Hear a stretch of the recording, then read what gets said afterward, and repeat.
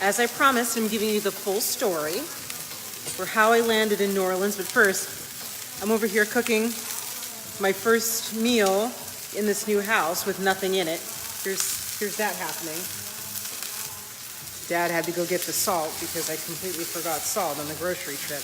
But anyway, so here, let me turn the music down because I'm yelling. Let's do that. Sorry.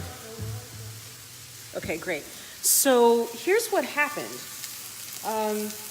As some of you all know, I had planned to buy a double here in about 3-4 months, 6 months, maybe in the spring, whatever, and be a landlord for a while, go back to Boston, work on a body of work, incubate things up there, et cetera, et cetera. That all changed because, there's my dad. Let's go let him in, just in time with the salt that I forgot. No, that's not him. Where is he knocking? Oh, that wasn't him. I don't know what that was. Anyway, my plan was to go on ahead and do that, come to Boston, and take my time getting here, kind of be back and forth a lot. And went house hunting with my dad when he was here and picked a couple doubles we liked.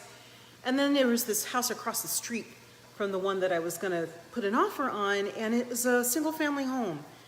And we already knew it was way out of what I wanted to spend, but because he's a freaking boy, right? Because he's like he's all dude, okay? He goes across the street and starts, like, Realtor and I are sitting here, we're talking on the steps, we're trying to figure out what to offer, all that stuff. He is across the street, hopping up and down, trying to see in the windows of this house. And I'm like, Dad, what are you doing? And he's like, I just want to see. I'm like, okay, that's fine. Then Carol, my amazing realtor, she says, well, let's call and see if we can get in. We can just to satisfy his curiosity. I'm like, we should not do that. The last thing we want to do is follow my dad on a whim. Those of you who know him know. That's the last thing you want to do, because you end up doing the thing that he's thinking about. So we go over there. I walk in and I'm burst into tears. I'm like, this is not the plan. I didn't mean to, I can't do this. The plan is for me to be able to sustain myself without having to worry about. And he stopped me. He said, I've been listening all weekend, all summer, to talk about your vision. You need to buy a place for your vision, not your plan. And I was like, whoop, because he's one of the 3 people on the planet that's able to shut me up and tell me what to do. And so I considered it, and we went and looked at another one down the street from the same. Carol's like, they got another one down the street, it's cheaper. Went down, fell in love with it, put an offer. Long story short, that one didn't go through. We couldn't get together on the price, so I went out house hunting again with, when later, it came 2 weeks later, and found this one where I am right now, where we are, and fell in love immediately. It's everything that I want. It's in Treme, first of all. Right on the Greenway. It's a mile into the quarter, a mile up to North Carrollton Street, in this historic black music neighborhood. And this place is brand new construction, and the front room is the front room of my dreams. I'm going to be able to play for people here and have people come and play for each other here and cook. Look at this. Like, I can't even believe that this is my life right now. I'm going to turn this around. I don't know if you can see. Yeah, you can see. But this is the front room. It's just this big open, it's like a barn with the best kitchen ever. Here's Dad. Here he is, bringing the salt. Who's and that? Pepper. This is Facebook Live. Facebook Live? Yes, because I'm telling them the whole story about how I got here. Dad, can you lock that door? Thanks. Behind you, thanks. So that's my story. So I'm here now.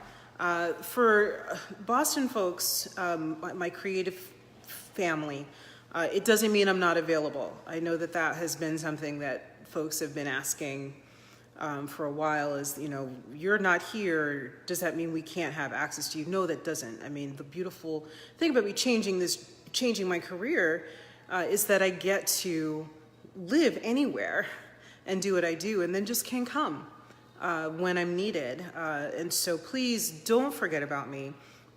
My friends at Company One, my friends at Lyric Stage, my friends at Owl Theater, TC Squared Theater, my music family. Please don't forget that I'm down here. It's not out of the realm of possibility for me to continue to work with y'all and collaborate with you. The other thing that I'm getting a lot of questions, how can I help? What do you need?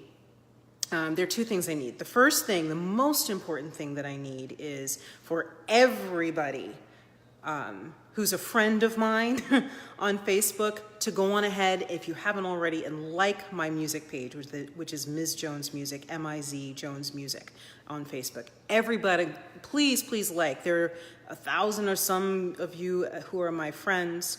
I would like to get to 1,000 likes in the next 2 weeks. That would be really fantastic. That's going to be my calling card here, because what's going to have to happen is, I've said I've retired from singing, but I'm going to have to introduce myself to this community on my voice, which means I'm going to be spending a lot of time in the shed, working things out, getting the rust off, all of that, so that when I'm here at home, I can, play with all of these great musicians here. And keep my, tools sharp so that the work that I'm doing everywhere else as a composer is all the more enriched for me continuing to push myself musically, which is why I moved here.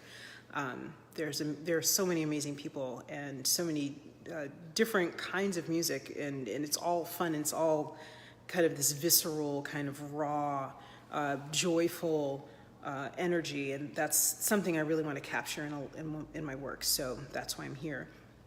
So everybody like my page. Please, please, please do that right now. I see you. Yes, and Mark Shalansky, Boston folk can come down and visit.